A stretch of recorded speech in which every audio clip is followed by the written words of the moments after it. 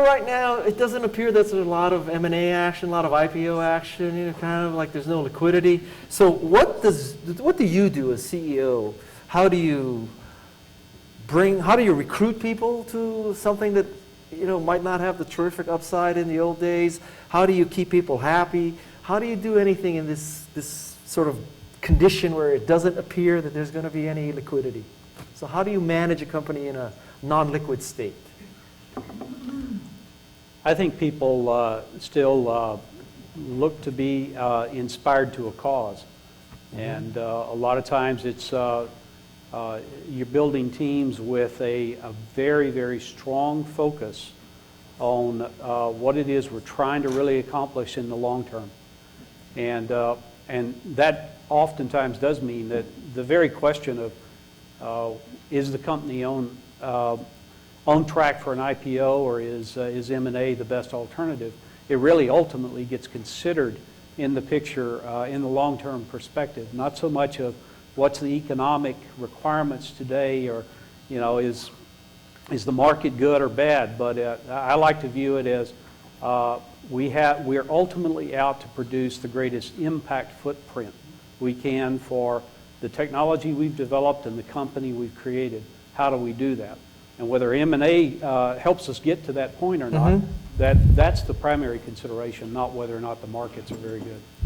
That's a very smooth answer. I really like that. You're either really smart or well coached, or both. That's a great answer. Well, I drive that point home with the organization. That's a great answer. As good as the answer I've ever heard to that question. That's great. I salute you, man. I'm not worthy. Wow. No, let's see you top that answer. No, I can't. What I can say is that I think I think that you need to find people that share the same values as was mentioned before, and at least at our company, I think people are excited to come to work every day. We're working on interesting, creative things. People are getting excited about every day, and also it doesn't hurt that we're actually doing well. People like seeing that a business is progressing, that the ideas and the work that they're putting in is actually bearing fruit, right? And they like seeing that progress. So, and that I think keeps people there and excited, and again they see the outlook in the future, and hopefully you're doing good things, and you have that growth, and you keep them excited and motivated. Okay, Dennis. Thoughts on motivating these employees these times? Yeah, I mean, one of the things that I've found is that in a startup you just get a wealth of experience. That if you're in a larger company, and really in our case, and particularly in the ASIC case, our employees have the option of going to maybe one or two startups, but generally it's a big company or ASIC.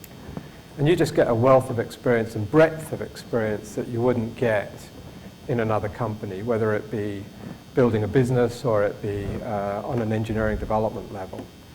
It's also an excitement. I mean, it's kind of like flying a jetliner 500 feet above mountainous territory rather than 30,000 feet.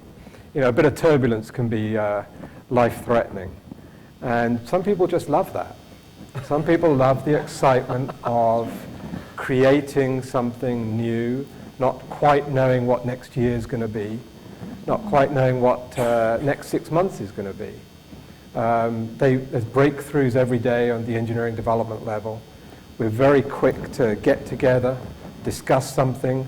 If it's a breakthrough, go make it happen. We experiment a lot.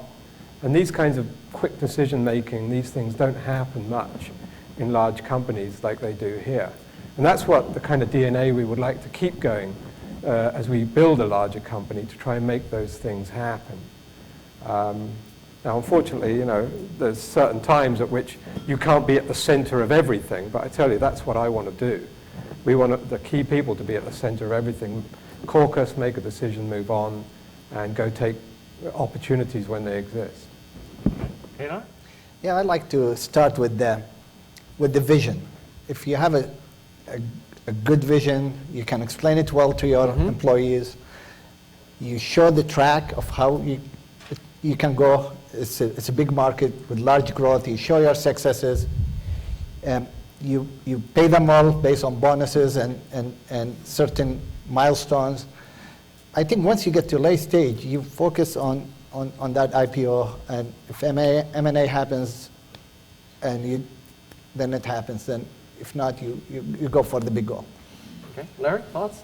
Yeah, I think Ronnie said it well. It's about passion of the entrepreneur. I mean, the most successful entrepreneurs that I see, they're there not because they mapped out a path to liquidity in some number of years, and that was their goal, and they built a company around an event. They're there because of the passion that they have for building that business.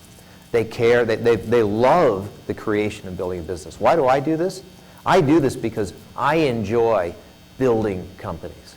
That is so much fun. Well, what about the director of marketing who's making $125,000 a year? I mean, how do you motivate those people? Yeah, and that director of marketing for me in a 130-person company is going to have direct access to me, the CEO, is going to be involved in deals at any kind of level, is going to get to see how a company functions across all of its pieces, is going to get an opportunity to have a direct impact and influence on the results of that company. You put that person in a 10,000 person company, totally lost. You'll never, their impact is entirely masked within it, right?